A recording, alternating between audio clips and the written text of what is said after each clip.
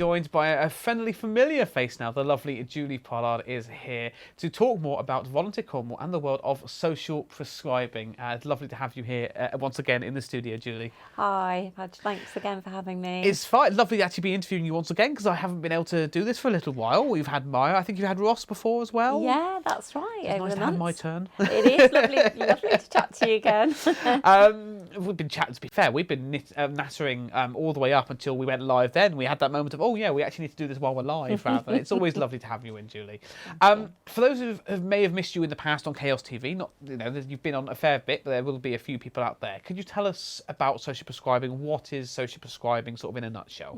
Sure. Yeah. So, social prescribing is a method, really, of people being linked to what's out there in their community to support all sorts of things like loneliness, mental health, isolation, that sort of thing. So although there's always a need to have, for many people to have medication and that clinical input, this is more the social input. So look at it as an alternative to pills and potions. Yes. Okay, so it's connecting people to what's out there in their communities. Fantastic. We actually had a segment just earlier on, just before this now, Nis and Nata talking about the community group. I can't remember where it was now because I haven't got it in front of me, but linked that again to social prescribing. These are the kind of groups that you can find through social prescribing where sometimes you may not know where these are, or you may have heard of them, or you may not even know they exist. Yeah.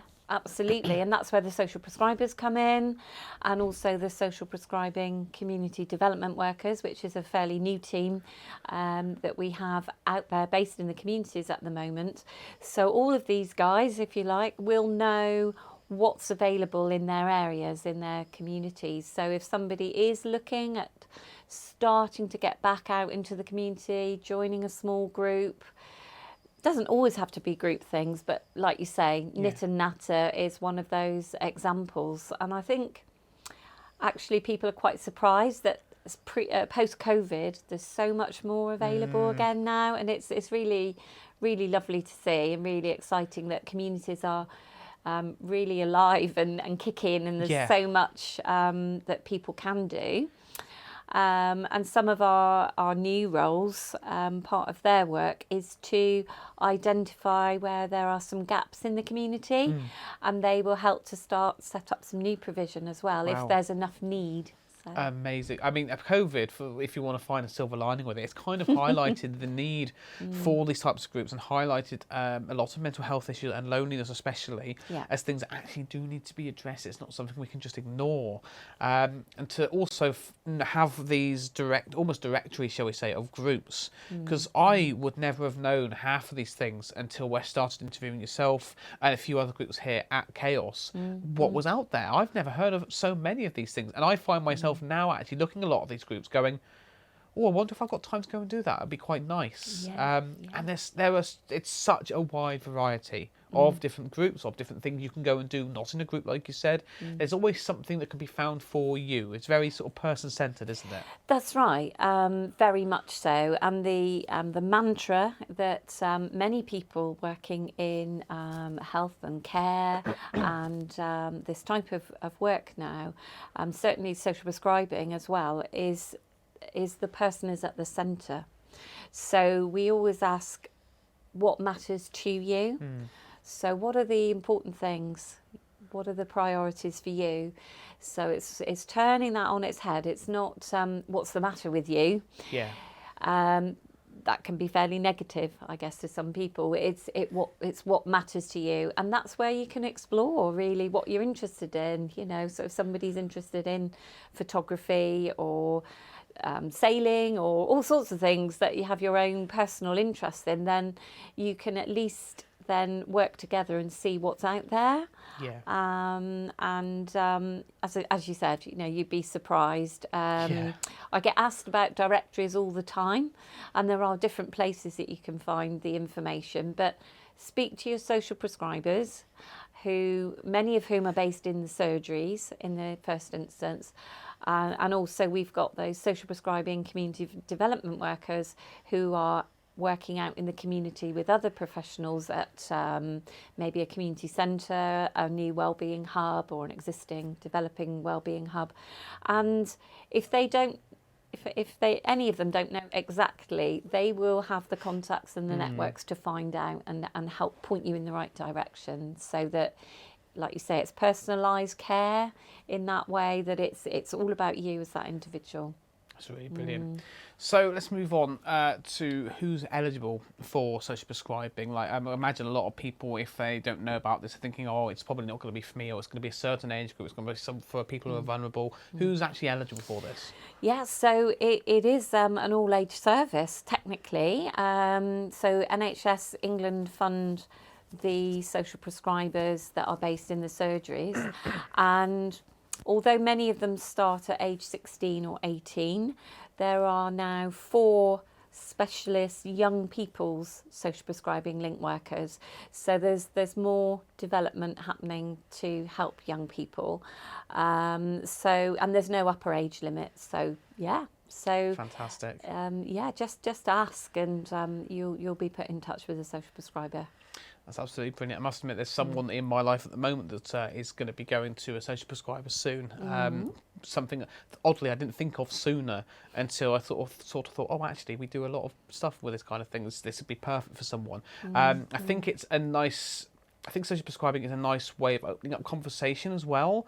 I feel like if somebody's going through a tough time, it's hard. There's always this stigma, this block to talk about mental health, and I feel like just a suggestion of, maybe if you've been to a social prescriber to help you, it isn't almost starting that awkward conversation, but it is pointing someone in the right direction that might help.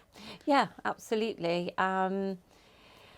Talking about things is the biggest step for many people. I think, thankfully, perhaps again, since COVID, really, but it had started beforehand. More and more people have been trained in mental health awareness and doing various courses through Healthy Cornwall and others, so that they're more comfortable talking about the subject. And I think in media, we've noticed over the last the last while really, that more and more people are talking about mental health awareness, suicide prevention. We see so many more things now highlighted in the media. So thankfully, it is becoming more, I wouldn't say easy, obviously, but it's more comfortable for people to start saying it. And with those professionals who are listening, having more training to ask the right sort of questions, it's almost giving people permission to talk about it. Yeah. And then it feels slightly more comfortable. Do you see what I mean? Yeah, it starts to get a bit more normalised and less stigma about it, and it's something you can just bring up. Absolutely, because everyone has mental health. There's all of us, and it's about your mental well-being, really, isn't it? It's very important for all of us. As you've said, it's good to hear that more and more people are willing to talk about it. And actually, social isolation and mental health and well-being are still the biggest referral reasons for people coming to chat to our teams. And another thing we have is time. Although it's still very precious, a social prescriber will have usually up to 45 minutes, an hour for that first appointment. So that discussion time where you might start to feel more comfortable and get to know that person a little bit. And as I say, it's giving them the space to actually explain how they feel. So time is really, really key. Fantastic. I want to talk now actually about those sort of first meetings. You talked about how you've got a lot of social prescribers now at GPs, which is fantastic. Are there any other ways of people can get in touch with a social prescriber, and how would they go about making that first appointment? They don't need to make a doctor's appointment, do they? That's right, absolutely. So you can have an appointment online with some social prescribers, on the telephone, video calls, or you can go to the surgery. And we're all different. We all prefer, whatever way we prefer, don't we, for appointments. So that's not a problem at all, really. How do you make that first appointment?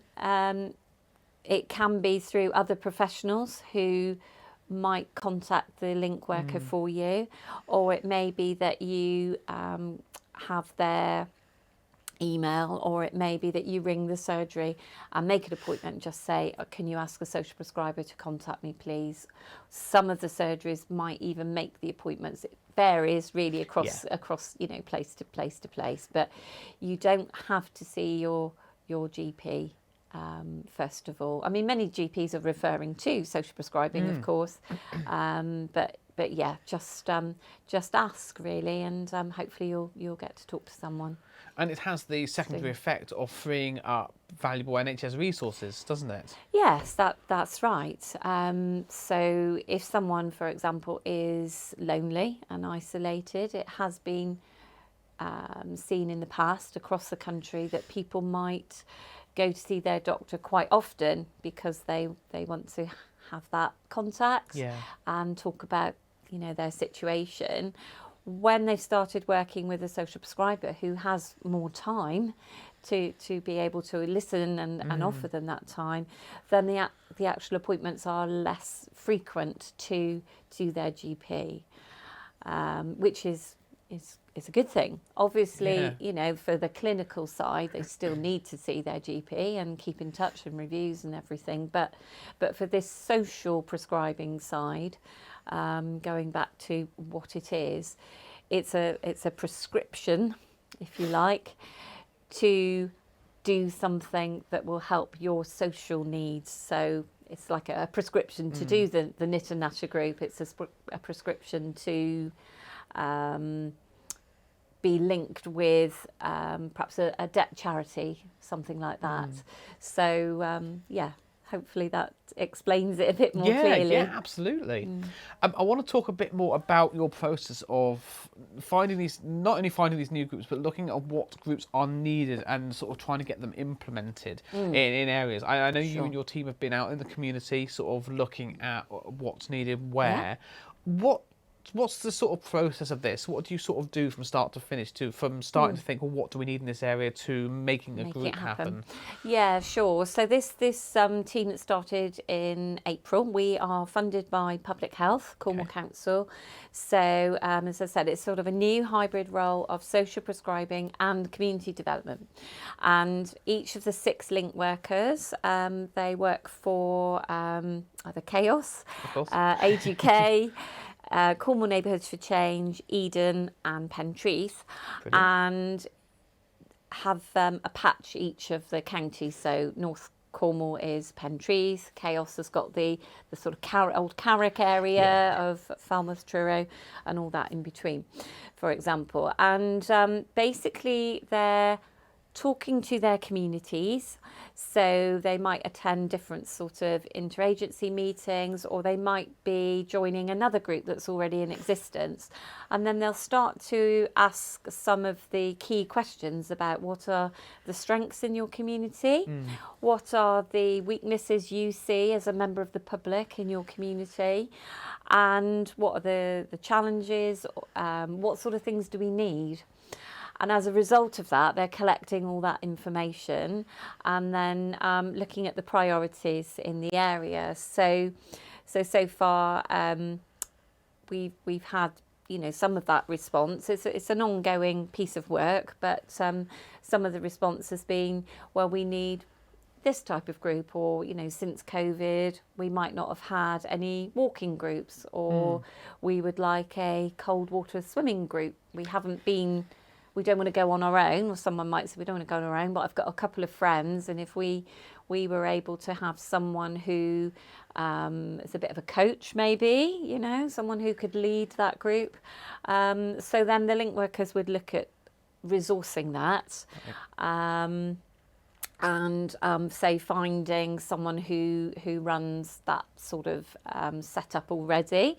So I know Natasha here at Chaos has set up something with salty swims. Right, yes, for a group. I think it's St Agnes or Perranporth, but I stand corrected on that. I can remember a men's group quite literally called Blue Balls, and that's the whole point of it. It's Cold War swimming. I never forget that one, obviously. No, and then you've got the Blue Tits in Perranporth as well, so you've got things like that. So as a result of that intelligence gathering, if you like, in your communities, and then we have a small enabling fund, small pot of money that can help us to help set something up. It may be you need a venue. So if it was something that needed a small community room for a small group, then we would try to find the best deal. You know, it's charity, it's for the community. Sometimes we get offered some venues for free, but more often than not, you know, we have to pay, and obviously everything has to be sustainable. And then they would advertise it, let those people know that gave them that information and said they wanted it. They would work with the social prescribers and perhaps community makers and other professionals to say, you know, we're going to run this, we'll get the messages out, and then the group would start. And then ongoing, because the social prescribing community development worker couldn't run all the groups all the time, they, as I say, it could be run by someone then who's qualified to do so. But we would try and encourage, we've started to do this, someone who might want to volunteer to start looking after a group themselves, and they would be given training and support, etc. So that makes things, hopefully the plan is, more sustainable out in the community. Or if you're at one of the community wellbeing hubs that's got some staff in there, so if we take somewhere that's open pretty much all the time, like the Dracaena Centre, for example, at Falmouth, if you had a group in there, then a volunteer or two volunteers could potentially run something safely and securely in that building with others around. Do you see what I mean? Yes. So having been started by the social prescribing community development worker, finding out what the public needs, that's the plan really. So, you know, that's developing. I really like that, because especially with the ability to sort of hand over what's been made to volunteers, it then frees up the social prescribing workers to then go on and do something else that may be needed in the community, rather than be held to just that group. Absolutely. I really like that. Yeah, they go in at the beginning because they might know those people already, and then they probably go in, you know, a few weeks in and just pop the head around the door, see it's all going okay. They will meet and greet people at the door. So if sometimes somebody's really anxious about going along to somewhere, they could do that. But yes, they're working on lots of other things in several communities in their patches at one time, so they can't be doing that all the time, as you say. The groups they are running, either with another social prescriber or with volunteers that are trained, is the HOPE courses. Okay. I don't know if you've heard of those. I haven't. Okay. So and that stands for Help to Overcome Problems Effectively. Okay. So it's an NHS approved course, and it's about self-management really of your own health and development. 6 weeks for 2.5 hours, free to anyone, and there's lots of them now being run all across the county, not just by the social prescribing community development workers, but social prescribers have been doing them for the past couple of years as well. Okay. And at Volunteer Cornwall, we actually train facilitators to do that. So it's a voluntary thing. If anybody is interested in training, they can just get hold of us or get hold of me at Volunteer Cornwall or my colleague, and I can give you those details, and then we can look at the course for them. And that programme helps people to sort of usually gel and bond together. So you have a group of about 8 people. It's a confidential space. And we'll look at things like gratitude and goal setting, health, diet, bit of movement, And if there's a common denominator, then people want to get a speaker in. We can get a speaker in for the last week as well to do some specific input on something they want. And we found with the Hope programmes, it's been quite heartwarming really, that some have set up their own sort of peer support groups after. Oh. So in the West, there's a group called the Hope Sisters. So they obviously, you know, set themselves up and get together for a cup of tea or a walk or something regularly, and those new friendships have built. So you're already starting to overcome those loneliness, anxiety, isolation sort of feelings for some people. So the hope is very hopeful, really good. It's really lovely to sort of hear and see the effects that has, and those good positive effects to show that it's working, to see people getting on with things so well when they've gone there obviously for not so great reasons. Yeah, I mean, occasionally, obviously, you know, a group situation's not for some, and one or two people might say, actually, you know, I'm not fitting into this group, but a very high percentage really benefit from Hope that all the guys I'm talking about are running with other volunteer facilitators. Fantastic. Now, we've talked a fair bit actually about different groups here. Could you tell us a little bit about what sort of other groups there are, what other activities there are on offer in regards to social prescribing, just as a sort of like a little small window into what I know there's so much. Yeah, it's like how long is a piece of string, isn't it really? But yeah, so you've got things like Cup of Companions, which is basically, you know, meeting up at maybe Bodmin Library or somewhere in Helston. They're dotted around the county now for a cup of tea, a chat, and just relaxation and you know, meeting up with others. So you've got those, you've got the knit and natter, you've got the crochet and chatter type groups, you've got gardening groups, book clubs, walking clubs and walking groups of all different sort of levels, because some people obviously can't walk very far and others so you've got different levels. What else have people been doing?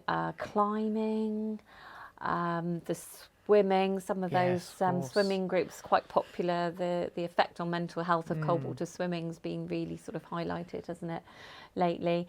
So yeah, plus all the other sort of as I said, the social side of helping people with things like debt charities, so, you know, Citizens Advice Cornwall, Step Change, you know, Christians Against Poverty. I mean, I could name, you know, the referrals that are made for people to support them, just as you say, massive. But more and more of these types of community groups, you know, are coming on board and developing, and people just starting to volunteer as well to join other projects and become a volunteer. That can be part of your own self-healing and self-management, where you're gradually getting back out there and giving something back. So obviously at Volunteer Cornwall, you know, we promote volunteering opportunities all the time, as do, you know, many of our partners as well across the county. So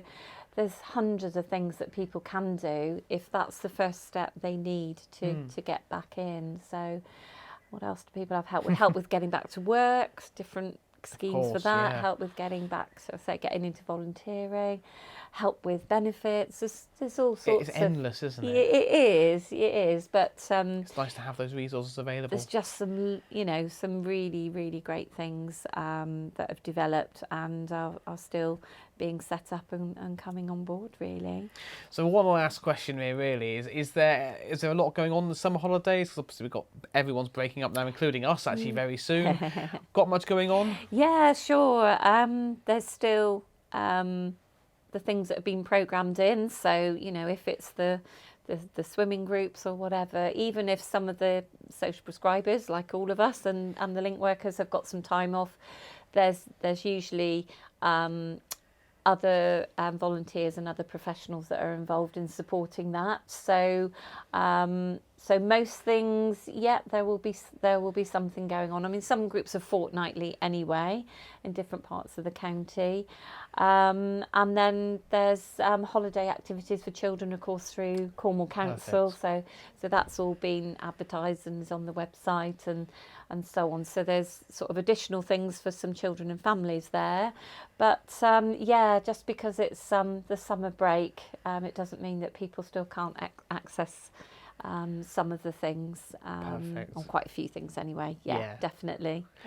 Julie, it's always lovely to have you in and chat to you. Thank you so much for coming in and sort of going over what we already know, but still letting people know out there what social prescribing is and how things work who don't know already. Sure. And updating us with what's going on. And it's lovely to see the processes you've got in place to really keep ahead of the game with it all.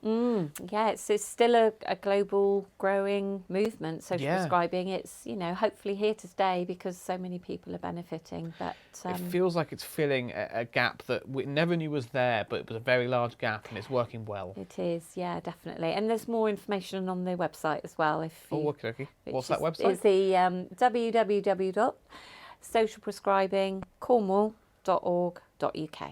Fantastic. Julie, thank you so much for coming in. You too. We both know how important it is for these kinds of groups, these kinds of ways of getting in contact with people, and it's lovely to see so many people now sort of accepting it and talking about it and moving on and helping each other get on in life, really. It's absolutely fantastic.